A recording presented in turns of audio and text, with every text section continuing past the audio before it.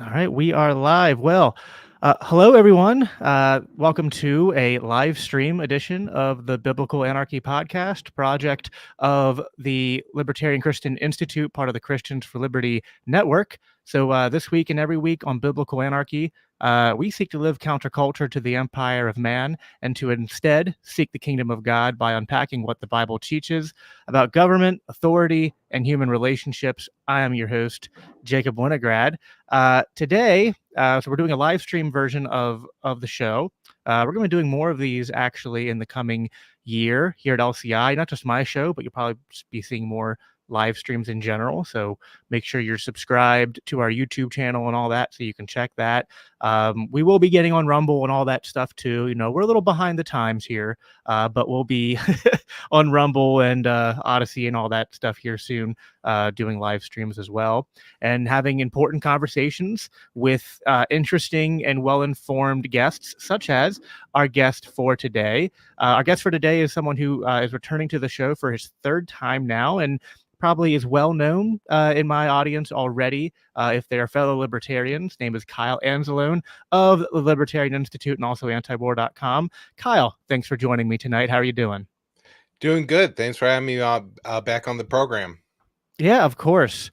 Kyle, you've been on the show a few times now, so I feel like you don't need too much introduction, but just give a couple minutes here at the beginning before we dive into our conversation today and just reintroduce yourself, explain your background, what it is you do with the Libertarian Institute and antiwar.com.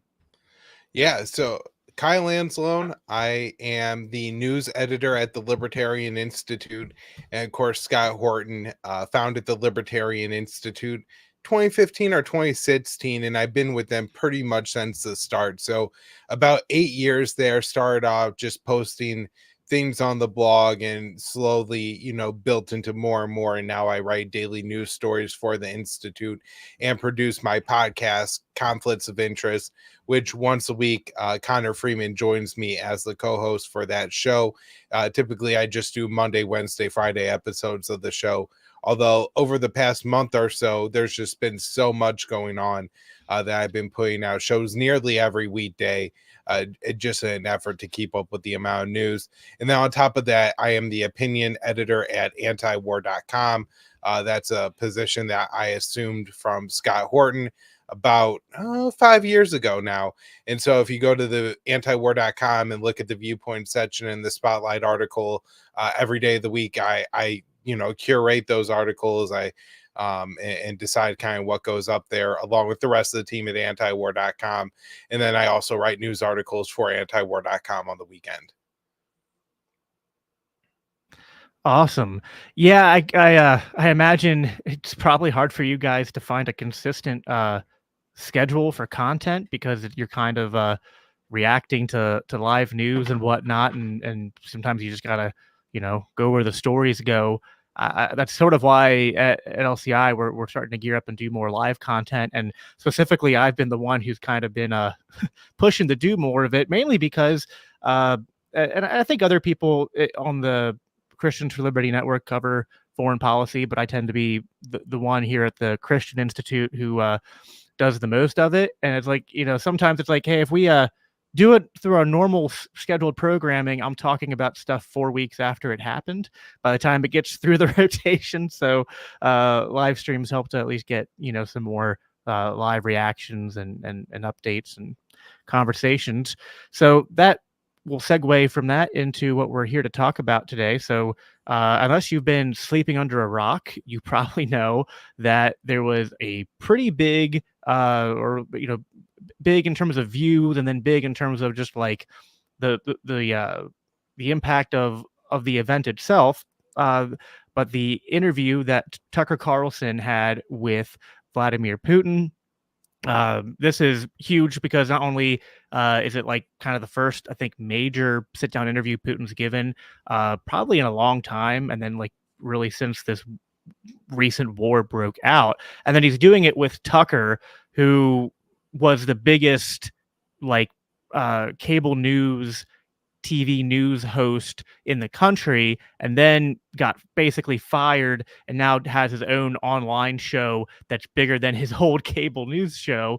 And so this, and then of course the corporate media had their reactions and stuff. But this was a very interesting interview. I mean, it was kind of hard to watch because the first hour was just Putin sort of like, being a statesman and answering questions by giving long, drawn out history lessons.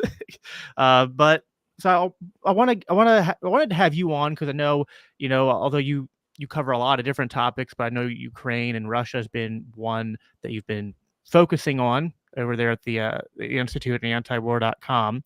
So to start out here, I have a two-part question for you. We're going to get into the interview, but I also, because it's been a while since I had you on to talk about Ukraine and Russia, I want to start out by sort of just getting a little bit of an update in terms of the current status of the war between Ukraine and Russia and America's involvement. Has either side really taken any ground recently, or is there any progress? Is still just kind of a stalemate?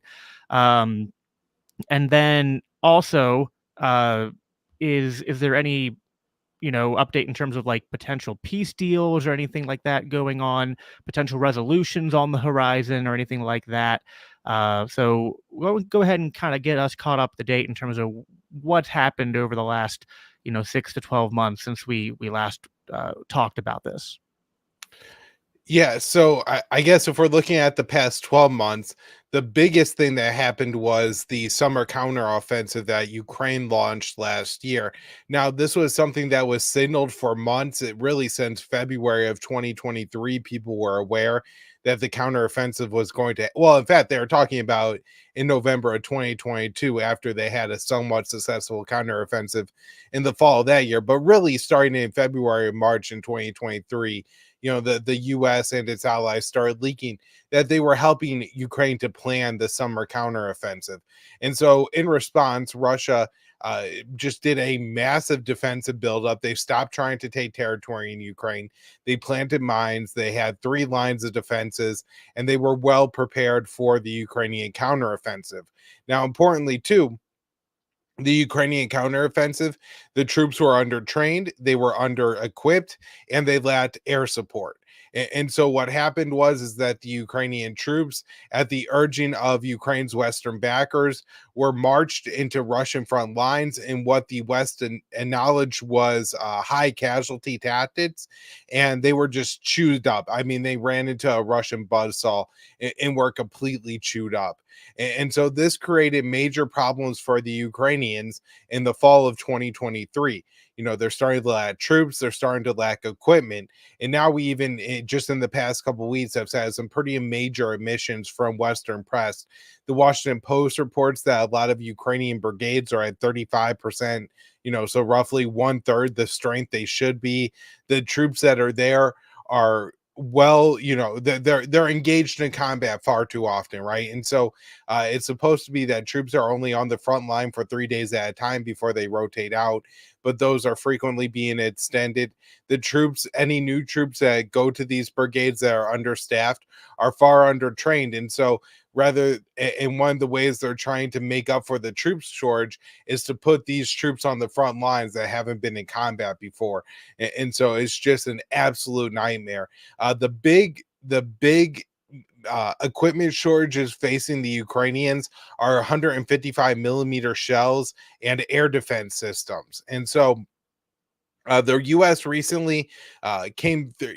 So all right, I guess I'll go back. At the end of 2023, the White House officially ran out of funding to continue to send weapons to Ukraine. Now, there's a little asterisk on that because the U.S. has bought weapons for Ukraine that haven't yet been delivered. And so just a couple weeks ago, they delivered a shipment of long-range bombs. These are supposed to be air-dropped munitions, but they strapped them to rocket motors. And so they're supposed to be like bombs that a plane will drop and then they glide down to their target. And rather than plane dropping them, they strapped them to rocket motors, and so then they go out and they're GPS guided to their target. And so weapons like that from the West are still trickling into Ukraine. But as for the last 2 months, the White House hasn't had any funds to approve new weapon shipments to Ukraine. Now there's a bill moving through. It just passed the Senate. It's $95 billion. Initially, this was about 120 something billion, 118 billion, I think. And this included the border security. Trump objected to that. And so the Republicans said it was dead on arrival. And so then the Senate stripped out the border stuff and just introduced the military aid. So this is funding 61 million to Ukraine, 14 million to Israel, and then additional billions that go to replenishing U.S. stockpiles. There's money that is going to go to replenish the U.S. munitions that have been used to bomb Yemen, money going to CENTCOM that has been used to conduct operations against, the Houthi in Yemen, the Shia militias in Iraq and Syria, and then additionally, money for the military buildup in the Asia Pacific against China. So all that is packed into this bill. Moving through the Senate, I don't think it's going to pass the House without the border stuff. It just seems like too much of a giveaway for the House. So at this point, I think the current funding for Ukraine is tied up. But even if they got the funding, Jacob, there's a lot of problems as far as production goes, where at this point, if a country orders 155 millimeter shells, which is one of the crucial weapons that Ukraine lacks, it takes 2 years for those weapons to be delivered. And so the U.S. has been trying to circumvent the shortage by providing Ukraine with cluster munitions versus conventional, just single warheads on the munitions, but those really aren't as effective against Russian armor.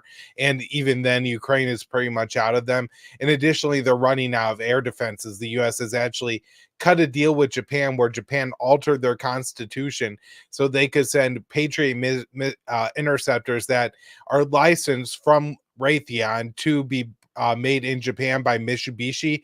And then Japan is now shipping those to the U.S., which those can't go to Ukraine under the Japanese constitution. But if they ship their interceptors to the U.S., then that frees us up to ship some of our interceptors to Ukraine.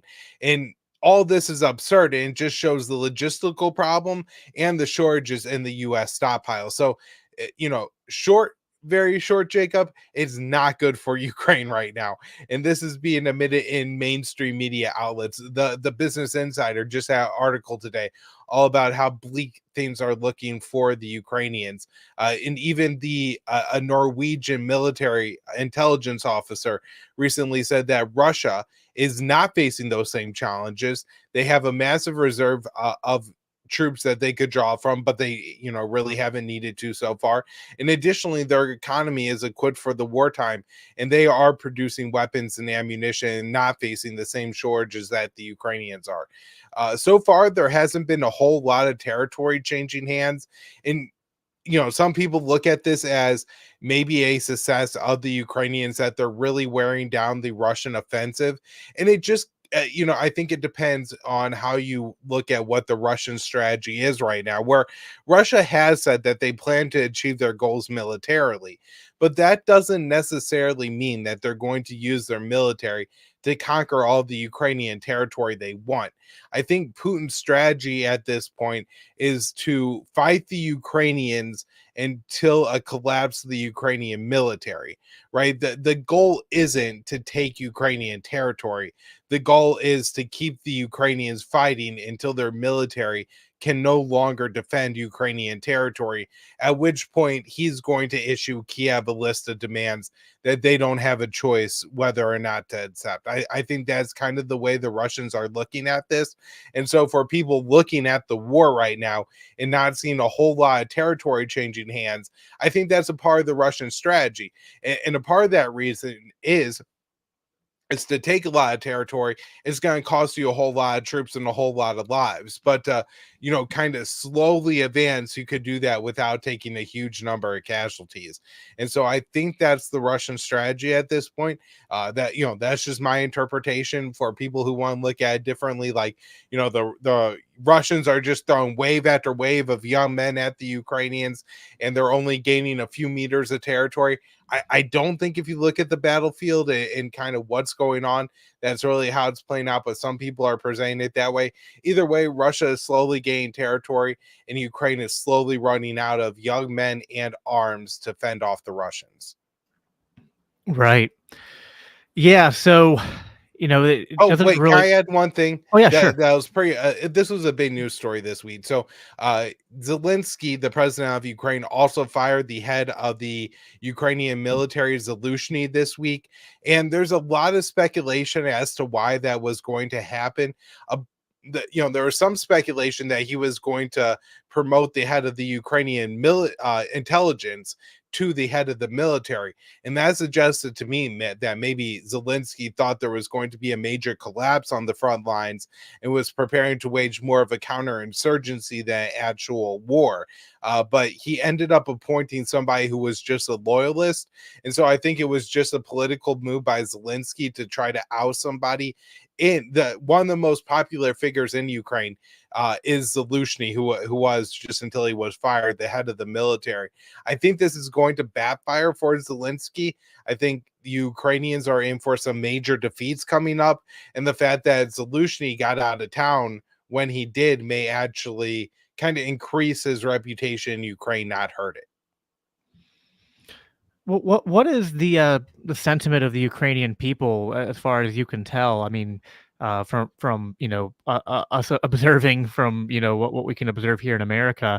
I mean, do they seem like they're still ready to fight tooth and nail to try to gain everything back? What's the approval rating of Zelensky and his government and things like that? I'm curious, kind of, as the war draws on and there's not any progress, if there's any change to the Ukrainian attitude. I feel like early on they were very motivated to fight to the last man, so to speak. But um, I just gotta wonder if that if their spirits or attitudes have changed at all over the past year. Well, it's important to remember that dissent has essentially been made illegal in Ukraine. The media has been nationalized. You need to get a license to be a journalist or even a blogger, have a blog in Ukraine. The news station, there's just one 24-hour news station that delivers the propaganda of the day to the Ukrainian people. And so it does appear, though, that the morale of the Ukrainian people is waning. This has been reported widespread in US and UK media over the past. I would say it really started over the summer as the counteroffensive did not net any major successes and have massive losses for Ukrainian troops. I think that started to break the morale of the Ukrainian people. Now we have the New York Times reporting that the viewership of Ukrainian state media is plummeting. And when they talk to people, it's because they understand that TV channel is just lying to them. Just this week, I found in the Washington Post, Jacob, and I wrote this up for the Libertarian Institute, that in a village in Western Ukraine, which is where a lot of the Ukrainian nationalists are, and is, the most kind of pro-Ukrainian, think about the South in the US, right? This is where a lot of the young men that are recruited to go into the military are.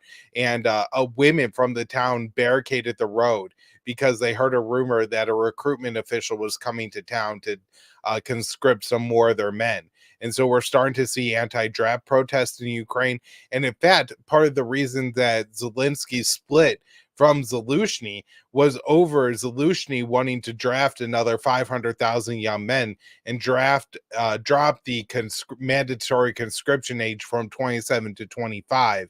And Zelensky has been resisting that. So Zelensky is only resisting it because it's politically unpopular. So it does seem that for the Ukrainian people, a lot of the shine has come off this war, and they are now fairly war weary. Although, who knows to what extent, because of the, kind of lid that Zelensky's martial law and emergency powers have over the narrative in Ukraine. Gotcha. Yeah, that's interesting. There's also, of course, what America's role is on this, and if America is going to continue to offer aid, or they're going to at some point, tell Zelensky he's got to go to the negotiating table. I do want to get to that, but before we get to talking more about America's role in this, obviously, I want to also talk about this interview that happened with Vladimir Putin and Tucker Carlson, which was, again, a very weird interview, because the first half of it almost seemed like not even a real interview. It seemed like Putin just kind of giving a like Russian propaganda history lesson, or something like that.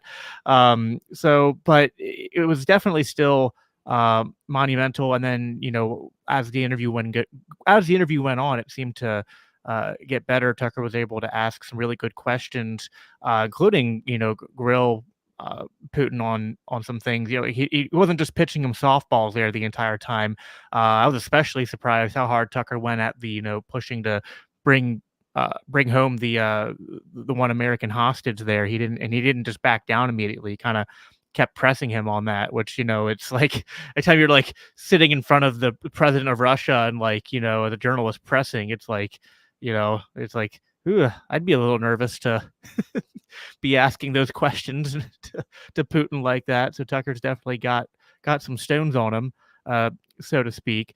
But the media not only are not giving him any credit for how well he conducted himself in that interview, but they have before and since just kind of like smeared the whole thing as basically some kind of uh, like Tucker is a propaganda peddler himself, just and that's all this was going to be, was just Tucker going to interview Putin to just allow him to basically regurgitate Russian propaganda, and Tucker is just not a real journalist and things like that, which just seems ridiculous to me. What were your thoughts of that in terms of just kind of like the build up and then sort of the reaction by the corporate media to Tucker and this interview?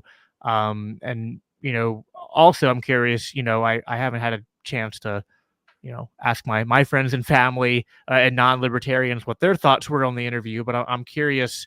I mean, I've seen a little bit on social media and Twitter and whatnot in terms of some reactions, just kind of like people being surprised by how well spoken and educated Putin was. But I haven't seen much past that. So what are your thoughts there on the sort of the way the corporate media tried to portray this interview, both before and after, and then what the reception to it has been?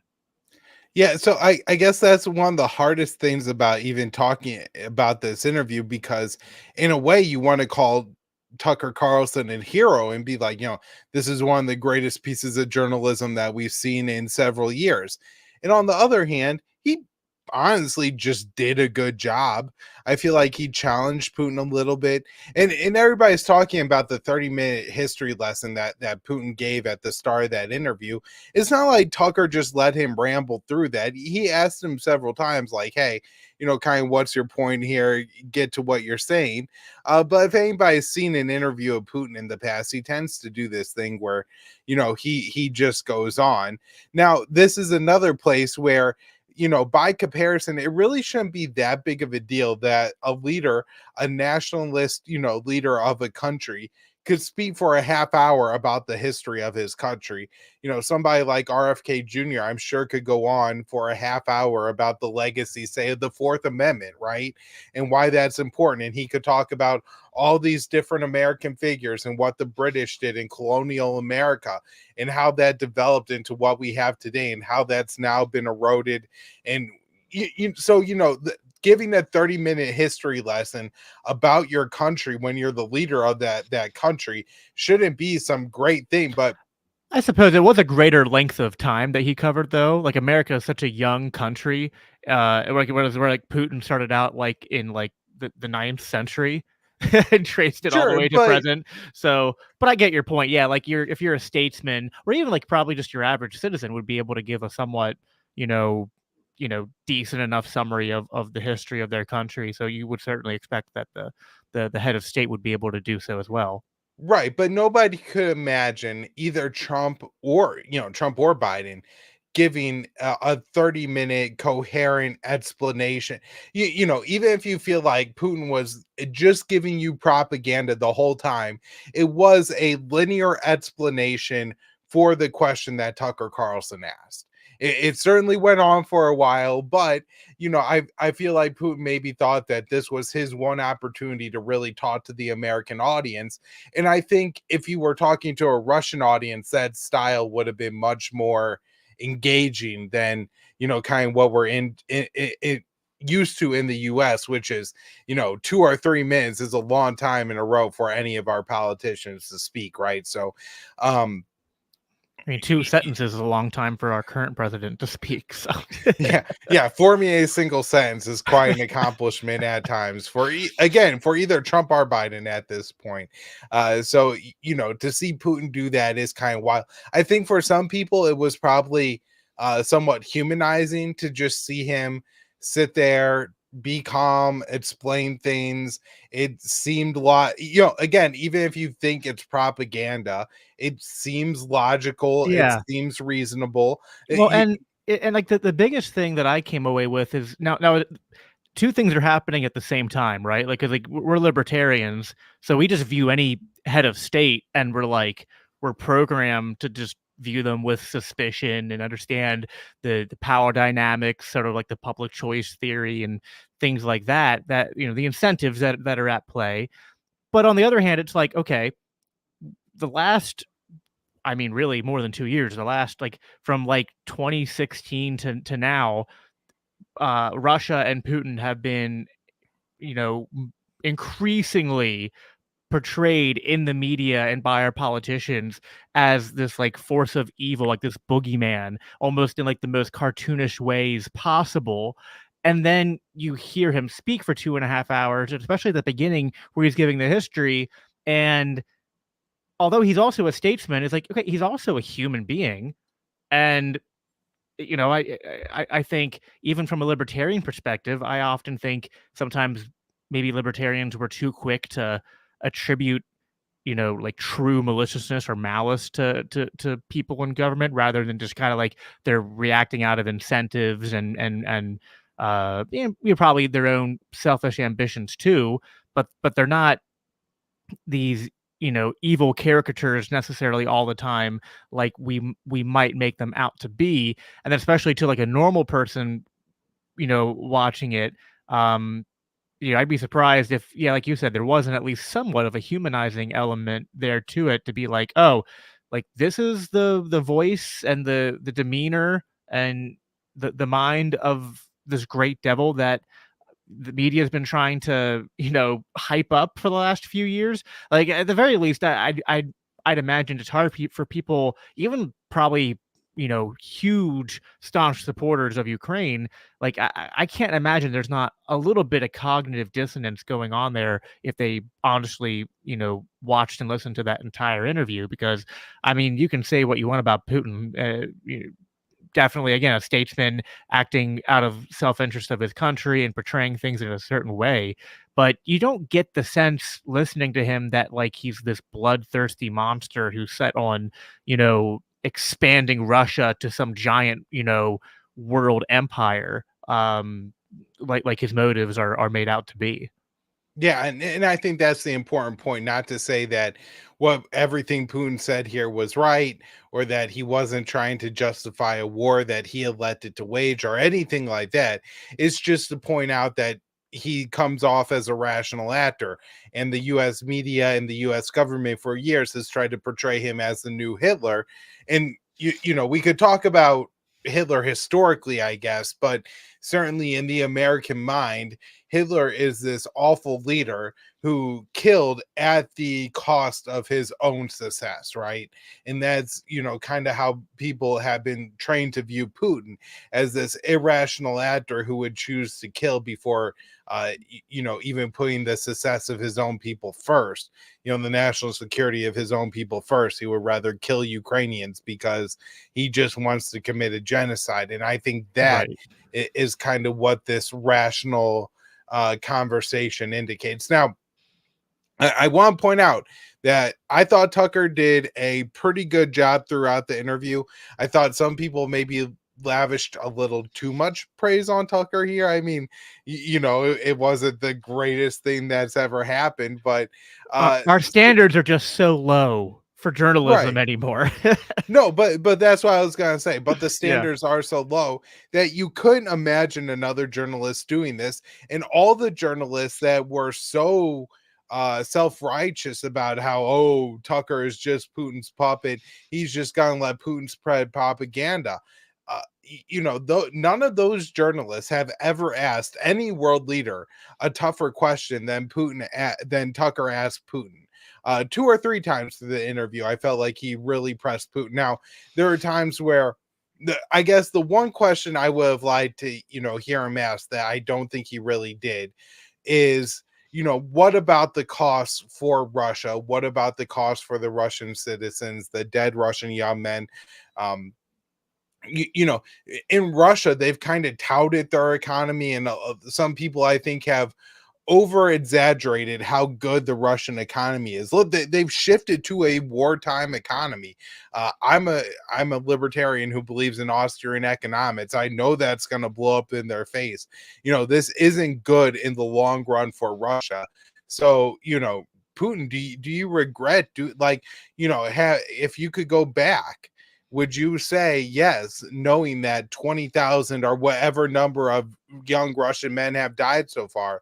Would you go back and say, yes, all this damage and destruction that, there's been attacks on Moscow, there's been hundreds of attacks on Russian villages inside of Russia, by the Ukrainian forces. Has all this money that you spend, billions of dollars, really been worth it? And in fairness to Tucker, this is his first time interviewing Vladimir Putin. He's giving this interview in Russia, and he already did ask Putin some confrontational questions. And so, if I'm sitting down to do that interview, I'm not sure I'm gonna plan to ask Putin maybe more than one confrontational question. And then, the mainstream media was so picky in Tucker. They're like, well, he asked Putin a tough question, but he waited all the way till the end of the 2-hour interview. And if you listen to how he asked the question and the whole interview and everything like that, I think what he was trying to do is establish a rapport with Putin to make the question sound like, just something reasonable that Putin might just agree to.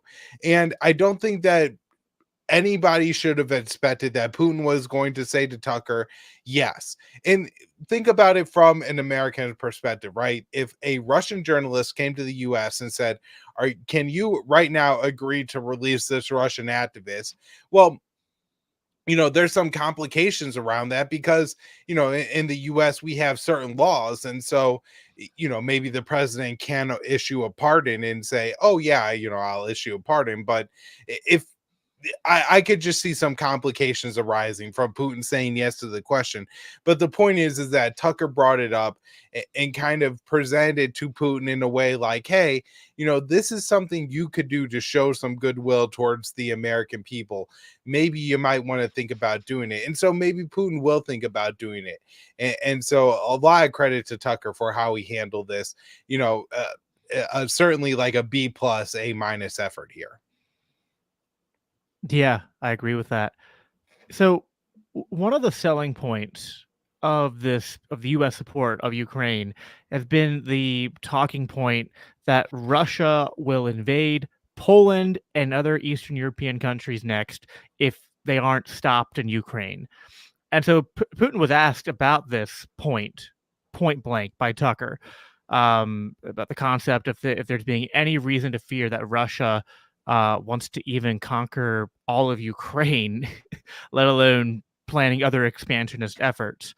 And Putin basically dismissed it as like, this is, I think he called it like a cheap provocation or a lie or something like that. Right, But war basically, propaganda, something yeah, like that. yeah, just basically said that that I they think he have no called it reason threat to. mongering, maybe was Yeah, the yeah. phrase he But used. he was asked like, was there any reason you would invade Poland? He's like, the only reason would be if they attacked us first. He's like, otherwise, why would we? What do we have to gain? We don't want Poland or anything. He even several times, made clear like we don't want all of Ukraine. Ukraine should be a sovereign country, but they should respect our borders and the Minsk agreement and other things, that he said. So what do you make of his answer? Should we, did you believe what he had to say? Do you think it was persuasive to the American people at all that were listening?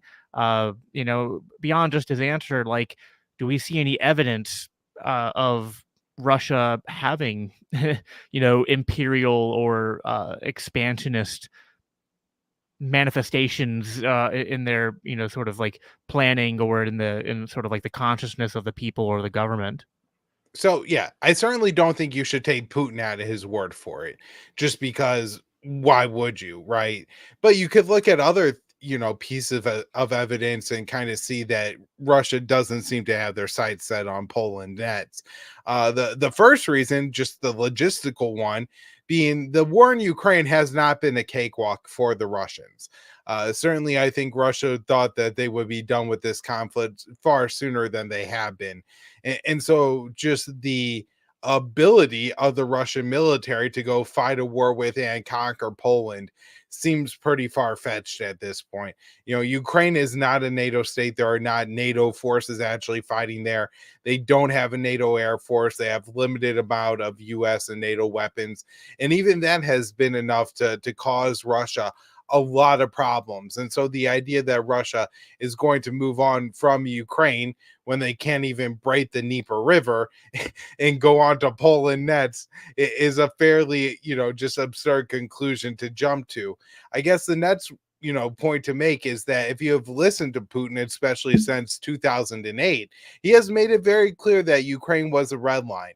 And it's not like, one day there was just a surprise attack on Ukraine that nobody saw coming. I mean, it did surprise some people, but the point being here is that Putin was warning for 15 years that Ukraine moving closer to and joining NATO would eventually start a war. He has never made those threats with Poland. And his only red line for Poland is if Poland attacks Russia, then he would invade Poland. So I think if you kind of look at those two things put together, then yeah, there's no reason to think that Russia is going to invade Poland anytime soon, at least. I think you're muted, man. Yep, I am muted. So, tangential question to that would be, and you kind of touched on this already a little bit.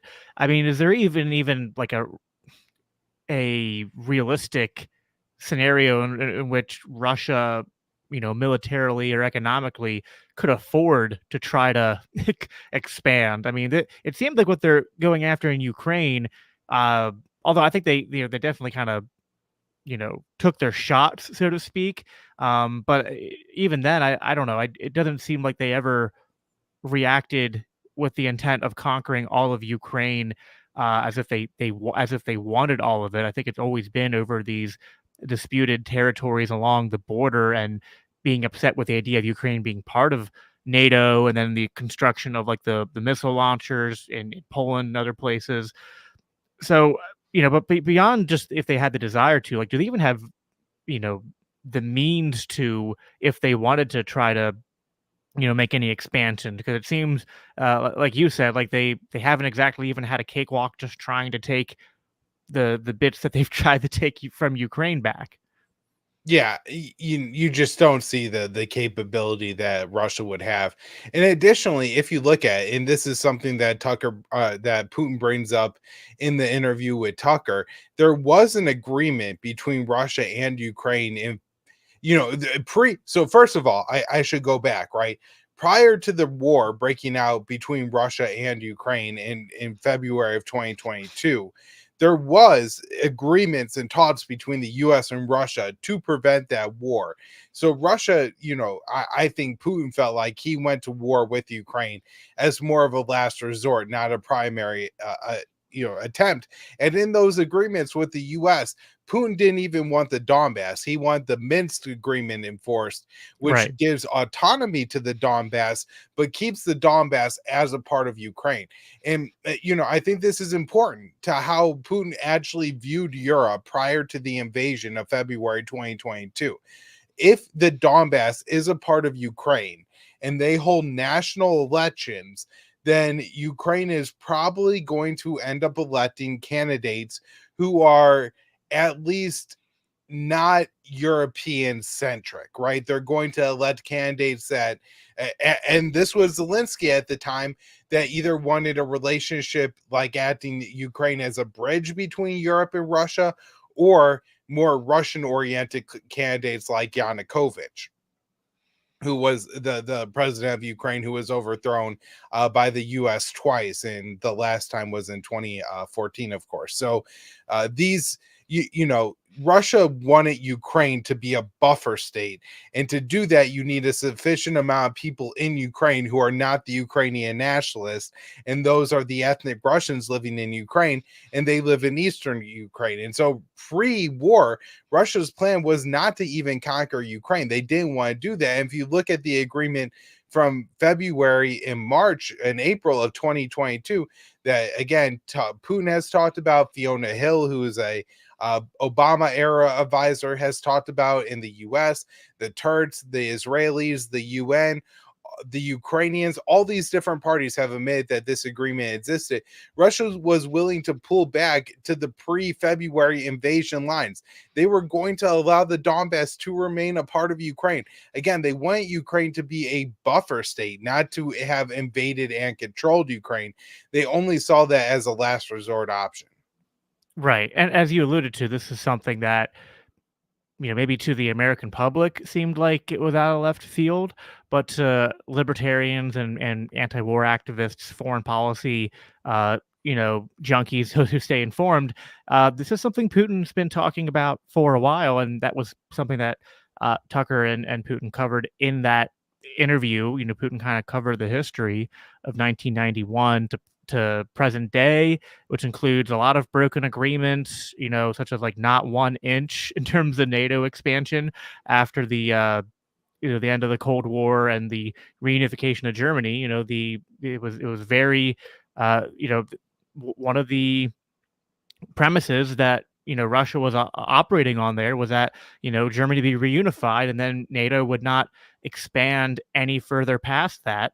And they've done it many times since then. George Bush in particular did a lot of expansion, and then they covered not enforcing the Minsk agreements, as you brought up. That was a major point of contention. As I alluded to earlier, the dual purpose launchers that were being built in Poland.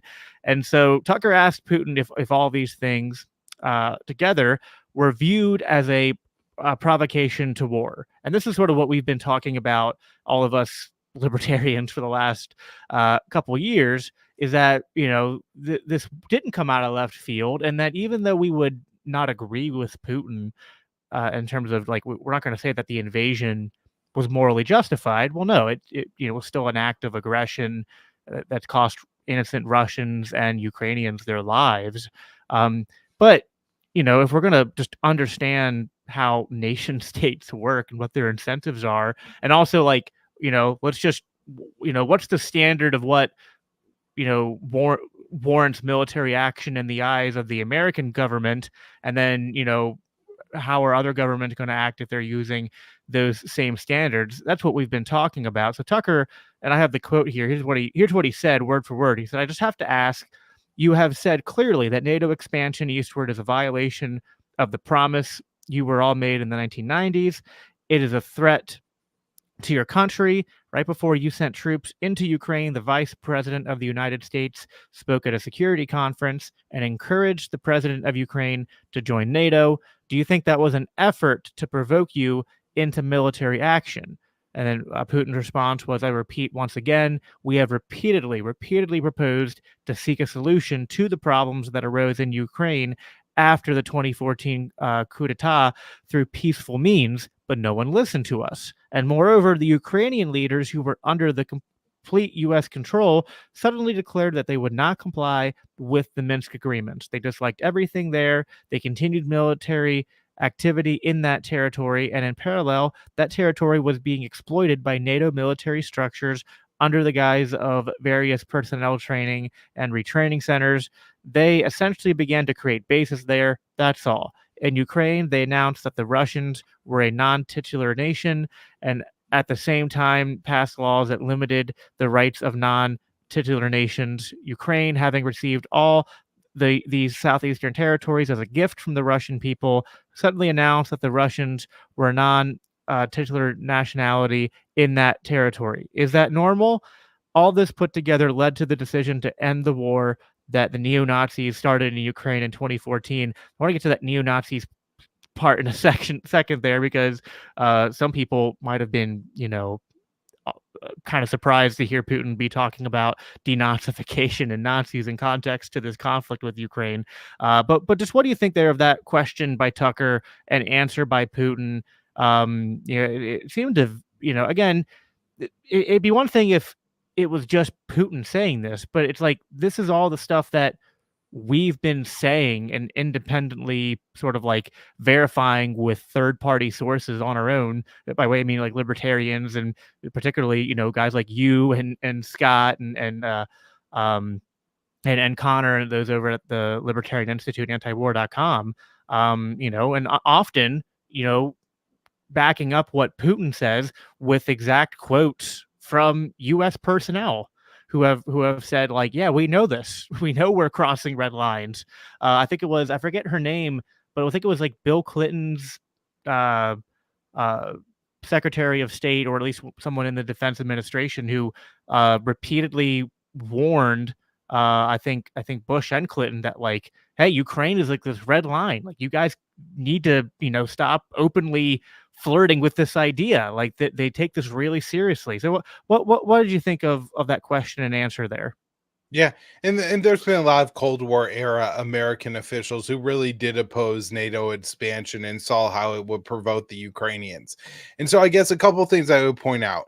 One, Tucker's question is basically asking, does the fact that the US planned to admit Ukraine into NATO, was that enough to provoke you into invading? And Putin's answer is a little bit more complicated and nuanced. And I think it's a pretty accurate reflection of kind of what happened, where Putin is saying that that's important, but really what happened, it was treating Ukraine as a de facto NATO member. And so if everybody looks back in September of 2021, Ted Galen Carpenter, who's now a writer at the Libertarian Institute, wrote this one for the Cato Institute, and I really hope it's still up on their website. But he explained how the Biden administration, during their first 6 months in office, had really started to treat Ukraine as a full-on de facto NATO member and had signed all these pacts with Ukraine to hold war games within Ukraine. And Russia started complaining at the time that these war games were essentially being used to set up NATO bases in Ukraine. And I do think that he was essentially right in this. And so Russia in 2022, in late 2022, starts a military buildup on Ukraine's borders. And I don't think that Putin actually intended to invade here. And there's a few reasons why. And we could get to one of the things that I think Putin may have been a little bit dishonest about in this whole interview here. But so Russia commences this major military buildup in 2022 and early, or I guess it was in 2021, late 2021 and early 2022. And then I believe that the Ukrainians actually attacked the Donbass region on the 19th, the 20th, and the 21st of February 2022. And that's what actually provoked Putin to launch the invasion. And so one of the things I think Putin was dishonest about in the interview is he says that the reason Russia withdrew their troops from Kiev in, I believe that was March of 2022, was as a part that this deal was moving forward and was all in place and everything like that. If you actually read stories of what was going on at the time, those Russian troops were completely overextended. There were not supply lines.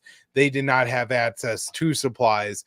And so I think that withdrawal was pretty tactical from the Russian point, to save those troops who are really out there kind of in no man's land. And so certainly I'm sure Russia and Putin was serious about like, hey, I'll remove these troops to get this deal done, but it was also strategic on the part of the Russians to want to remove those troops. And that's part of the reason why I think that Russia really didn't intend to invade in early 22, because if they did, I think those troops would have been far better supplied, and there would have been a far better strategy other than just penetrate as close to Kiev as you can in hopes of forcing the Ukrainians to sign a deal. That seems like a very impromptu strategy. So that's kind of my take on what Putin was saying there, and I think it was a lot of what he said was pretty close to the truth as far as how this developed and the war broke out over the past couple of years. Yeah, I agree, and I think, again, it's not like he's not like he's saying these things in a vacuum. You guys are really good at, anyone can go to the things that you've done, that Scott's done, and you guys have footnotes galore in terms of things that it's always fun to see politicians hang themselves by their own words that they didn't think anyone would go back and look up. I know that, speaking of quotes that hang politicians by their own words, it's been suggested that the Minsk agreements, were essentially kind of a ruse almost to allow the U.S. to build up Ukraine for a kind of like this upcoming future conflict. It seems to me that the U.S.'s interest in all of this, other than just kind of like their maybe like baseline generic, like, imperial American hegemony, interests and whatnot, has been that like as much as Russia wants Ukraine to be a buffer, I think America has enjoyed like using Ukraine as like essentially a proxy state to sort of like fight and weaken Russia. That there are quotes by Lloyd Austin, Secretary of Defense, and others that back this claim up, that the idea was to use Ukraine as essentially a meat shield to weaken Russia, and that the Minsk agreements were just kind of like a way to get a ceasefire going, and then spend the next 7-8 years or so to really like build up and fortify Ukraine in anticipation for a future conflict. Now, I don't know if that's really gone as planned. I think to some extent, I think America put too much faith in their ability to employ sanctions and things like that to weaken Russia. And that other people are actually seeing that the U.S. dollar is failing, and so that is that they're America's imperial moves don't quite work as well as they probably might have used to. So I don't think they anticipated that. But I don't know, like, is there any merit to the idea that this was sort of, a long-term, plan? Not that necessarily like America like had, that they knew like to the day, like, oh, we're gonna, push them and we know they're gonna invade, but just that in general that like their goals have been sort of to weaken Russia and to expand American interests at whatever cost. And that, there's no way to, I don't think there's any way you can read everything that's happened and come away with the conclusion that like, no, the goal of the Americans and all of this has just been peace and the protection of the Ukrainian people, or anything altruistic like that.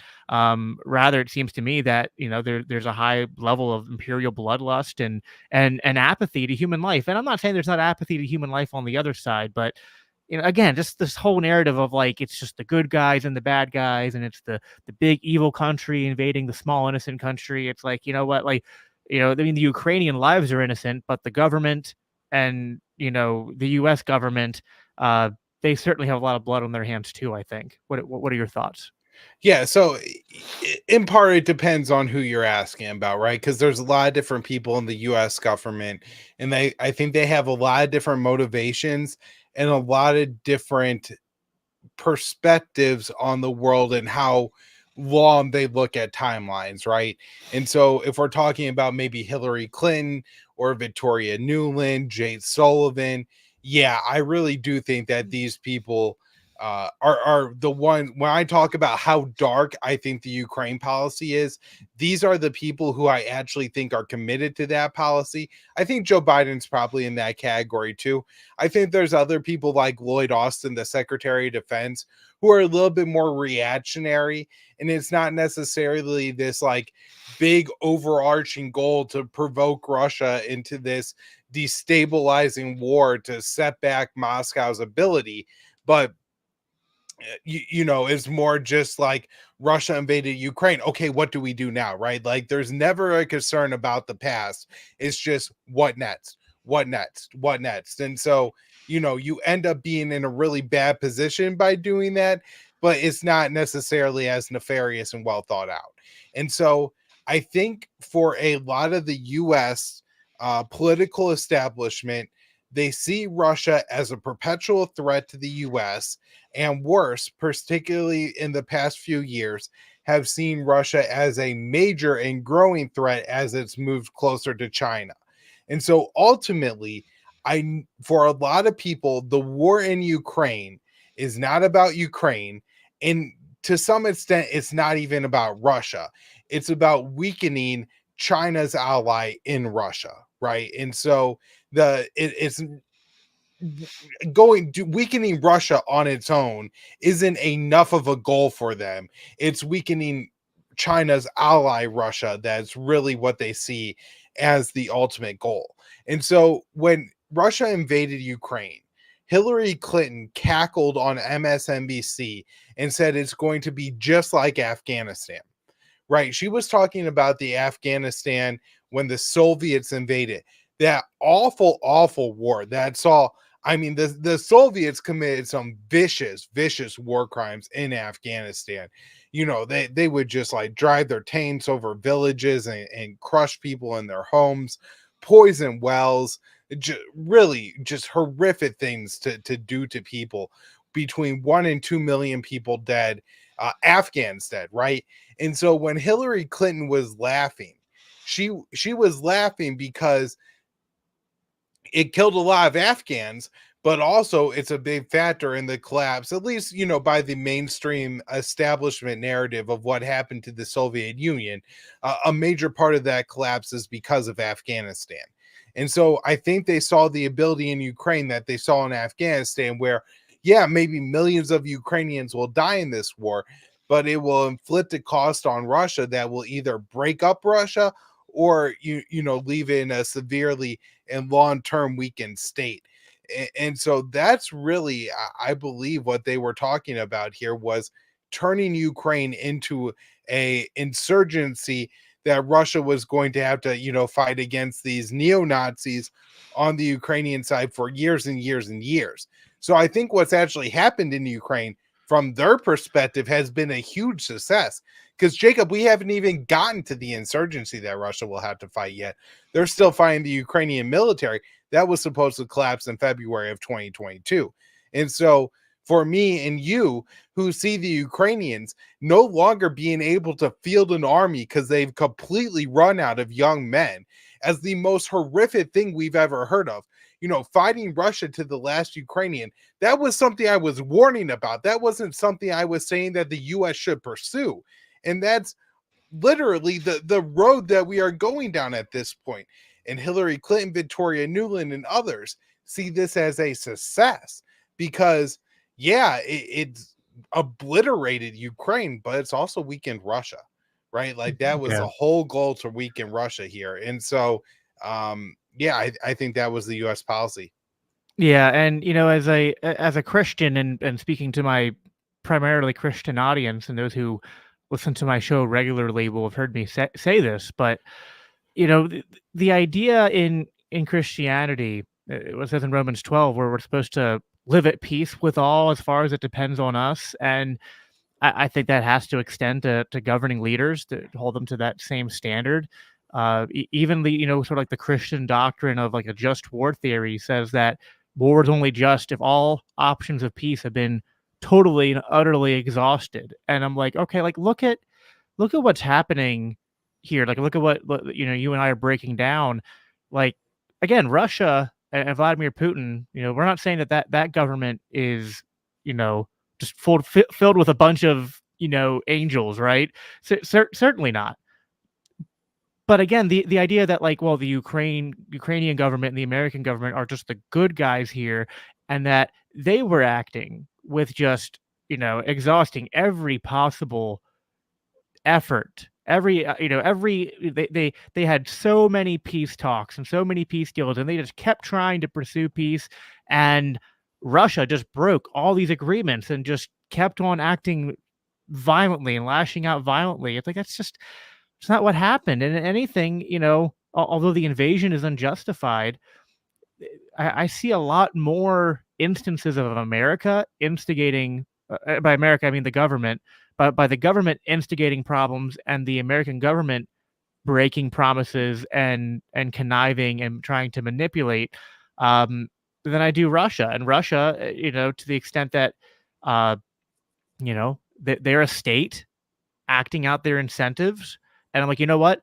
I don't know how the American government would react any differently if they were in a position where Canada or Mexico were conspiring in similar ways a lot, close to the border of the United States. It just it boggles the mind that that people aren't able to see this, but I think it just speaks to the level of propaganda, uh, that people are taught in public schools, that people consume through the media and whatnot, and that people aren't really, unless they're listening to people like you or me, they're not being necessarily presented with a lot of these facts. And so that's what was really cool about this interview was that for the first time, uh, since this war broke out, other than like maybe times where like maybe like Dave Smith is on like the Joe Rogan Experience, millions of Americans are consuming a narrative counter to the American propaganda. It's still propaganda. It's Russian propaganda, but you know what? Their propaganda, it's got a lot more truth mixed in it than ours does. That's what I came away with. Well, and I think there's a couple reasons for that. One, Russia is the country in a weaker position here, and the US is the world empire. And so the US is committing a lot more crimes than Russia right now, and is a lot more aggressive than Russia just because we can be. Right. It's not to say that if the shoe wasn't on the other foot, the Russians wouldn't be doing the same thing that the American government is. It's just saying that, in the reality of the situation we face right now, this is what it is. And, another point that I think is really important to make here is I think it's important to criticize your own government and not so much criticizing other governments. It's important to acknowledge, as you did, that other governments do not have clean hands. Putin is certainly a world leader with blood on his hands. However, think about the impact that you get to make. If you criticize the Russian government, who cares, right? Putin doesn't care if you criticize his government. And in fact, it kind of has a rally around the flag effect, right? Where the more other people are criticizing the Russian government, where the US government is the government that I actually have some, not much, but some leverage over. In American politics is, something I could really be a part of the discourse. And for people who are skeptical of that, think about something like your favorite sports team. Now, I see this happen all the time, right? Where if you're talking about your favorite sports team or, your whatever town, city you're from, people are talking about your favorite sports team. If everybody's a fan, they could talk as negatively as they want about the team and all the little minutia problems with the team. But if a fan of a rival team comes in and says something negative about your team, then everybody gets all defensive, right? And then they're talking up all the people that they would be trash talking if they were so right. Like if you really want to address the problems, then you got to like talk about your own situation and not somebody else's. Yes, I agree. We've mentioned this several times. I do want to maybe talk about this a couple minutes. Again, this came up in the interview, but Putin talked several times about Hitler, talked about like denazification, and talked about the presence of Nazis in the Ukrainian government and military. When I had Scott Horton on the show like a year ago, he talked briefly on it, but I just figured it wouldn't hurt to have a refresher on that. I also don't know if that's still the status quo. I think I've read somewhere that that they were there at the beginning, but that their presence has been either reduced or eliminated. Although I'm not sure if that's 100% true, because I thought when I talked to Scott about it, he talked about like every time they would try to disband these sort of like Nazi militias within the Ukrainian military, that they basically just like say no and refuse to lay down their arms. So I don't know how much you know about that, but I wanted to give at least the audience who the portion that hasn't heard any of this before a little bit of background, and why are we talking about Nazis in the middle of a war between Ukraine and Russia? Yeah, so a couple things. The first one is that the negotiations that were hosted by Turkey in 2020, in early 2022, that almost ended the war after just a couple months, the Ukrainian negotiator has come out and said not the denazification was not an important point for the Russians, right? They want Ukraine to agree to neutrality. That was the main point for the Russians. That's really what they wanted. Now, I'm sure they would have liked to have seen the Azov battalion disbanded, or at least, no longer officially a part of the Ukrainian military. But at the same time, the Ukrainian side has said the denazification was not a top issue for Vladimir Putin. That said, I think for Putin, he sees it as a pretty powerful propaganda point for his side. And there's a lot of truth to it, right? The Ukrainians did collaborate with the Nazis during World War II, the Ukrainian nationalists. And there's a lot of Ukrainian fighters right now who worship and who idolize Stefan Bandera, who was the main Ukrainian collaborator with the Nazis. And a lot of the Ukrainian militias have adopted Nazi symbology, and the US and other Western media outlets have even complained that it's hard to get pictures of the Ukrainian military without them wearing Nazi emblems. And in fact, this was really up until the summer, it felt like every day, and it seems like this is curtailed a little bit with everything happened in Israel. That I think the independent media is just a little bit more divided, and not everybody is paying attention to all the pictures coming out of Ukraine. But for a long time, it was like every day a new picture that somebody would identify. Oh, here's the New York Times with Ukrainian soldier with a black sun, a Nazi emblem on their chest or something like that. So it's certainly a real problem within Ukraine. I think to some extent, a lot of the hardcore neo-Nazi fighters of the Azov battalion were based in Mariupol and did die during that fighting, or were captured by the Russians during that fighting in the first couple months of the war. Now, there are groups like the Russian Foreign Legion, which, confusing.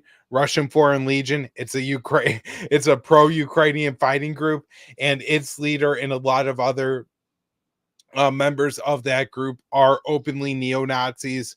They just don't hide their swastikas, right? These are the kind of people that we're talking about, and they are still alive. They are fighting. In fact, some of them are carrying out cross-border raids into Russia. So maybe the problem has shrunk some as the war has gone on. Most likely, the most hardened neo-Nazis are the ones most likely to go and volunteer to fight for the ethno-nationalist state they want in Ukraine. And so, maybe there's been kind of a selected attrition of those types in Ukraine, just based on the war continuing to go on. But certainly they exist, and certainly Russia has created a lot of Russian hatred. They have carried out a lot of bombardments of Ukrainian cities. A lot of Ukrainian young men have gone and died on the front lines. And as much as us in the West, and particularly myself as an American who doesn't have the emotional attachment, and who looks at it from a what my country viewpoint is doing. But if I'm just some Ukrainian mother or father or brother, and somebody from my family is sent off to fight and they die at the hands of the Russians in eastern Ukraine, uh, that's I may never forgive the Russians for that. And who knows, what steps that Ukrainians will take, particularly as this maybe does turn into some sort of counterinsurgency at some point, how much hatred the Russians have generated for themselves among Ukraine. And that's one of the reasons why, as much as, some of the people who I think cross the line from just being anti-war and anti-US involvement to actually being pro-Russia. There's not a lot of libertarians in that category, but there are some people a part of the kind of greater anti-war movement that I would call, a part of that category, who have really tried to tout Russia's invasion here as a success. I don't think they see the long term and all the problems that Russia has created for themselves, including creating a long-term enemy out of the Ukrainians. And if you listen to Putin's own statement, the Ukrainians are supposed to be ethnic kinmen of the Russians. Yeah. No, that's all, it just adds another wrinkle to the official narrative. I mean, it's a little bit when you're trying to paint the other side as the devil, but then the side you're supporting has literal, Nazis waving, Nazi, brandishing or wearing Nazi symbols and stuff.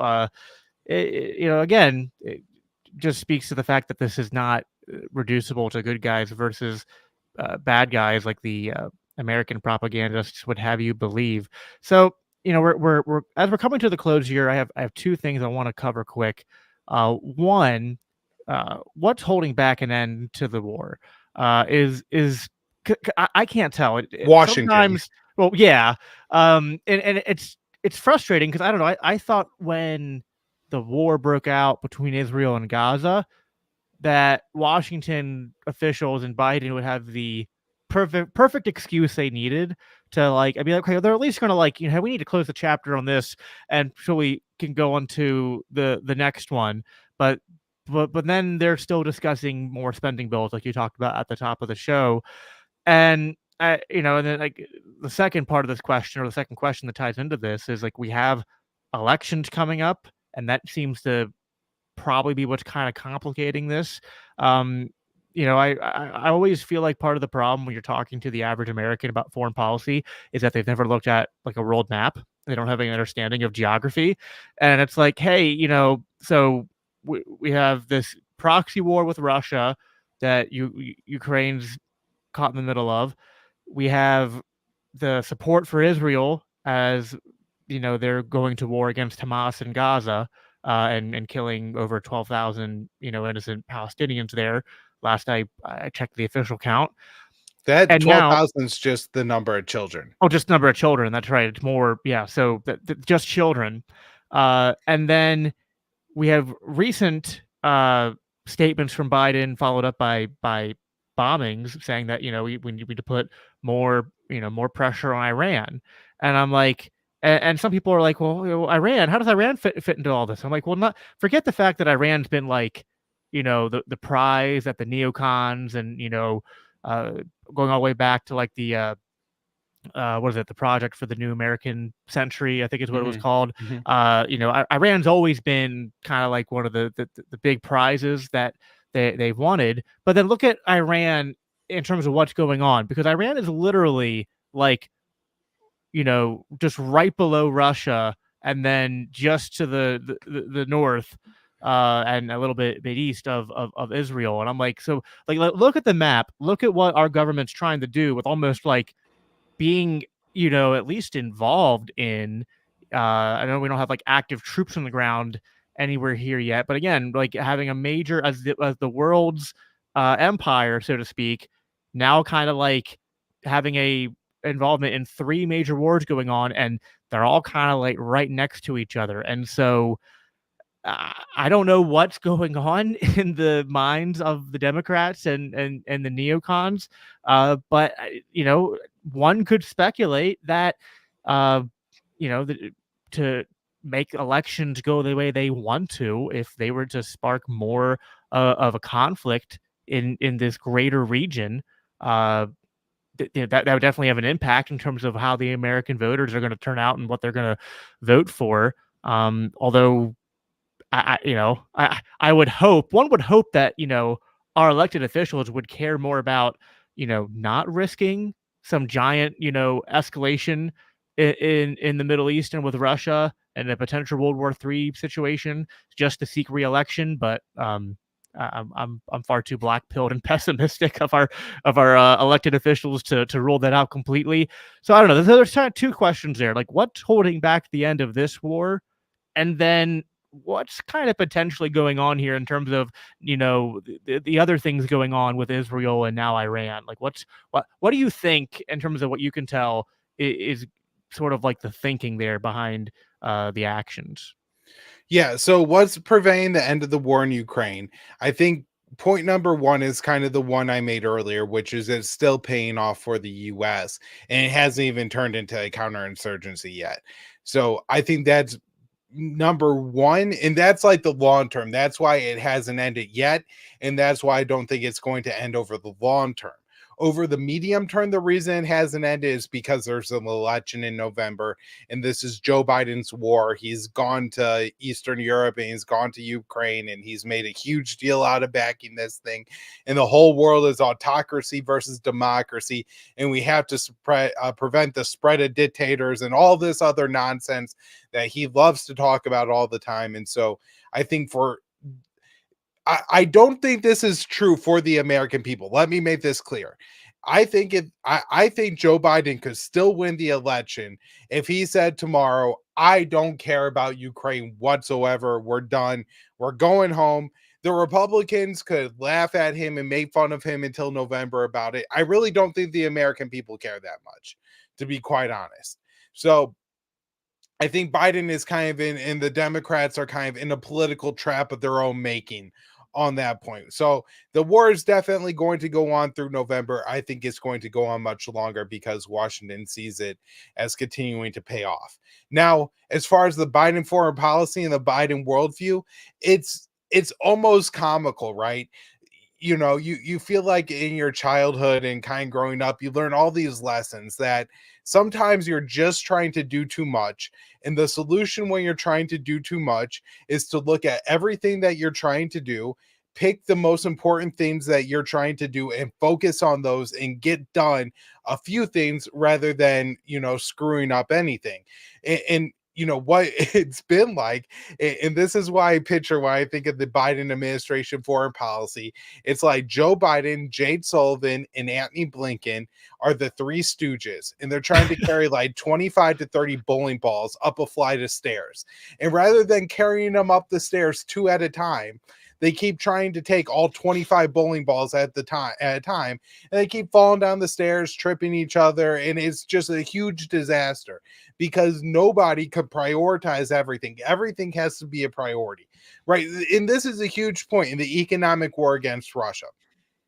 So, had the Biden administration gotten back in the Iran deal and opened up and had a greater flow of Iranian oil, had they removed the sanctions from Venezuela, and had they removed some sanctions from Syria and Libya as well, I think the economic war against Russia would have been far more effective. However, they're trying to cripple and take all the oil off the market from 4 or 5 of the world's largest oil producers. It's just absurd to think that you're going to be able to cut off Russia from the rest of the world economy and the energy market.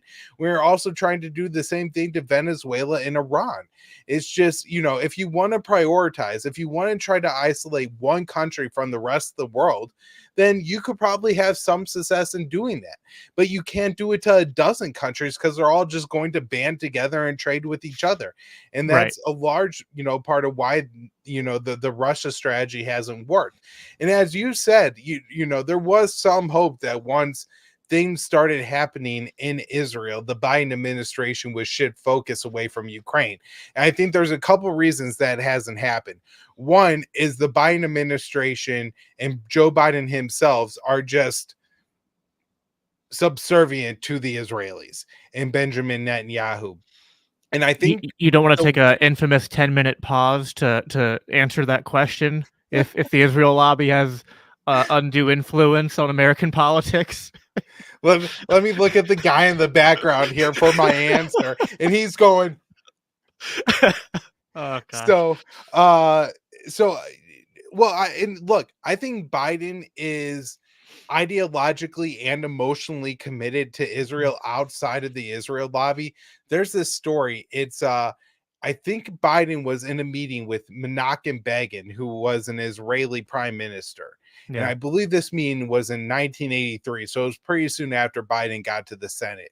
And Biden like said to the Israeli prime minister, well, if I were you guys, I would kill more children.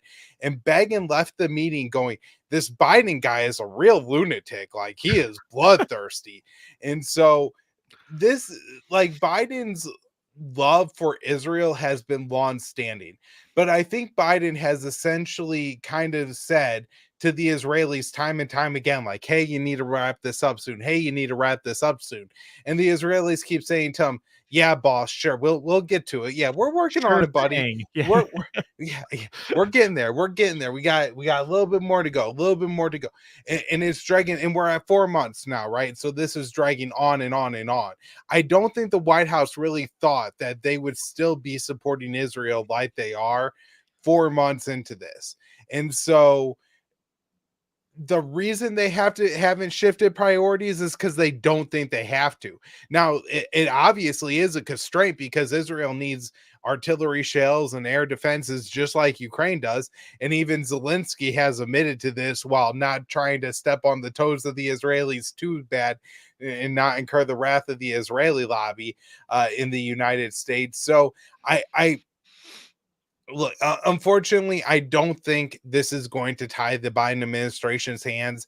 I think it being an election year, and as we move closer and closer to November, particularly actors in the Middle East are probably going to maybe try to just keep things at the level of tensions that they're at, particularly Iran, the Shia militias of Iraq and Syria, Hezbollah, the Houthis, may not want to take things too far, thinking there may be some sort of change in the future because Biden is just seems unending commitment to Israel and won't bat down on the issue. So this could all be a real disaster, and it could all come to a head well before November, and the U.S. could find itself embroiled in wars, really throughout Europe and Asia. Yeah. No, I mean, that's the doomsday scenario, but it doesn't seem that far out again, especially considering how close all these uh entities are to one another, considering the fact that, like you said, trying to sanction Russia and Iran at the same time, uh, trying to do too much at once while you're not in a position of strength because the US dollar is already kind of crapping out because of our the unsustainability of empire. There's just so much at play, and all we can do is hope for the best. Keep trying to do our part to, you know, make people more aware of what's going on. I guess maybe like as a kind of concluding question, we talked a little bit about this at Freedom Fest when I interviewed you for the first time, but I mean, I think a lot of people listen to things like this, and there's one of two reactions I often get. One reaction is really just sort of like doom and gloom, just like, oh wow, like this is just too big, this is too horrible. What could we do about it, right? Like, there's just nothing we can do, and so people kind of just put their head in the sand, and that kind of leads into like maybe the second type of reaction, which is just kind of like an apathy, just to be, sort of like, I don't even want to hear, I don't want to listen to conversations like this, is what I hear some people talk about, because it's just it's too much, it's too big, can't do anything about it anyway. Uh, but I don't know. I also know that while those two reactions are ones I encounter a lot, I also get the growing sense that there's enough people, and this might be partly, like a generational thing, as uh, I think a lot more millennials and even Gen Z people are just of a different ilk, so to speak, than the older generations were in terms of how they view politics and media and things like that. But uh, even in my own personal life, in terms of like interactions I have with family members or friends, people at church, people in the workplace, I get the sense that there's people who aren't just wanting to give into apathy or despair, but they still do have the question of like, well, what can we do? Like, how can we stand up to have our voices heard? People still buy into the fact it's like, well, it's like, yeah, I don't want these wars to go on, but we still got to vote for Donald Trump or still got to vote for Joe Biden because we can't let the other side win. what, what can we do as libertarians in terms of like, you know, offering people answers to those questions in terms of how we as American people, as you said, we have some influence over our government. Maybe it's not a lot, but we still have some. How can we wield that influence to promote peace and to hold our governing officials accountable?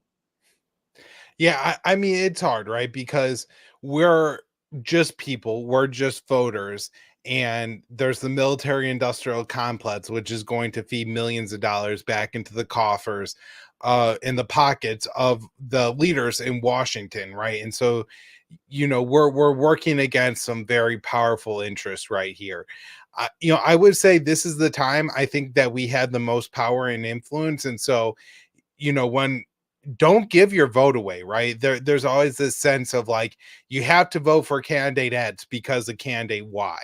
You can't look at it from that perspective. It has to be, I will vote for candidate X if candidate X will agree to do whatever I want them to do. Right. And I think if we look at it from that perspective and we make it loud and clear that right now we will not vote for a candidate who promotes more war and things like that, it is going to force our candidates to capitulate at least a little bit on these issues. You certainly hope. I do think the like Genocide Joe protests are having some effect on the Biden campaign. I'm not, I'm not sure it's having an effect on policy yet, but maybe those kinds of things are somewhat effective. But I'm saying like if you are apathetic, I get it. It especially to try to, look at these situations enough to be able to have an understanding of how different groups of people feel. So the Israelis and the Palestinians, the Russians and the Ukrainians, to understand it at that level, to empathize at least a little bit with both groups of people means, subjecting yourself to a lot of trauma that people have experienced. And could be really horrible and hard to handle, especially Yeah. in war zones like Gaza. It's just like Oh, I not mean, not that not to diminish the suffering of the Ukrainian people and the bombardment of Ukrainian cities and things like that, but if you look at the death toll of civilians, the number of killed Palestinians in 4 months far exceeds the number of Ukrainian civilians that is in 2 years. So yeah. No, it is brutal. It's hard to pay attention to that and to look at sometimes it's even myself, I'll hesitate to click on, videos or links that I see people sharing because it's just it's really hard to view, certain images or videos and uh not have that affect you. But I don't know, I guess last word I would say is I think maybe we need more of that. Is it? And I'm not suggesting people like I don't know like torture themselves by watching just gruesome war videos or looking at gruesome war photos all day long, but I don't know. We need to also not put our head in the sands. We need to realize like those things are happening, and these governing officials at the end of the day, they are still, uh, I mean, I'm thinking more like, my libertarian anarchist hat on here, but like the they are such a minority in the grand scheme of things. Like they have power, but it's only power that they have because those who are governed have essentially handed it over to them. If I think of enough people, and is this going to happen tomorrow? No. Are we going to see, some major libertarian anti-war wave at the polls in November? I probably wouldn't predict that, although, I think you see some of that growing.